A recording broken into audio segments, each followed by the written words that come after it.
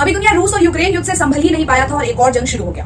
Israel Hamas के बीच जंग ने पूरी दुनिया को संकट के मुहाने पर लाकर खड़ा कर दिया। अगर इजराइल और हमास का युद्ध लंबा चला तो भारत की अर्थव्यवस्था इससे बच नहीं पाएगी। भारत का आयात निर्यात यानी एक्सपोर्ट इंपोर्ट प्रभावित होगा, जिसका असर महंगाई पर देखने को मिल सकता है। इसकी शुरुआत पेट्रोल डीजल के दामों से हो सकती है। इस युद्ध का सबसे पहला असर कच्चे तेल की आपूर्ति पर दिख रहा है। अगर युद्ध पूरे पश्चिम एशिया में फैला और इसमें भारत शामिल होने लगे तो कच्चे तेल की सप्लाई बाधित हो जाएगी। अगर सप्लाई बाधित हुई तो कीमत पर असर पड़ेगा और तेल के दाम बढ़ने लगेंगे। भारत में पेट्रोल डीजल की कीमतों से बाकी कई चीजों के दाम भी लिंक हैं। माल ढुलाई महंगा हुआ तो खाने पीने की चीजें भी महंगी हो जाएंगी। इजराइल के लिए भारत एशिया में तीसरा सबसे बड़ा ट्रेड पार्टनर है। इजराइल की कंपनियों का भारत में निवेश है और ये स्थिति में ये कारोबार प्रभावित तो हो ही सकता है। अगर इस युद्ध के कारण सोने की कीमत भी बढ़ सकती है। इस संघर्ष के कारण भारतीय शेयर बाजार में गिरावट देखने को मिल सकती है। इजराइल हमास युद्ध के चलते भारत से यूरोप तक बने इस इकोनॉमिक कॉरिडोर पर संकट के बादल मंडराने लगे हैं, जिसका असर शिपिंग क्षेत्र से जुड़ी कंपनियों के शेयरों पर भी दिखा।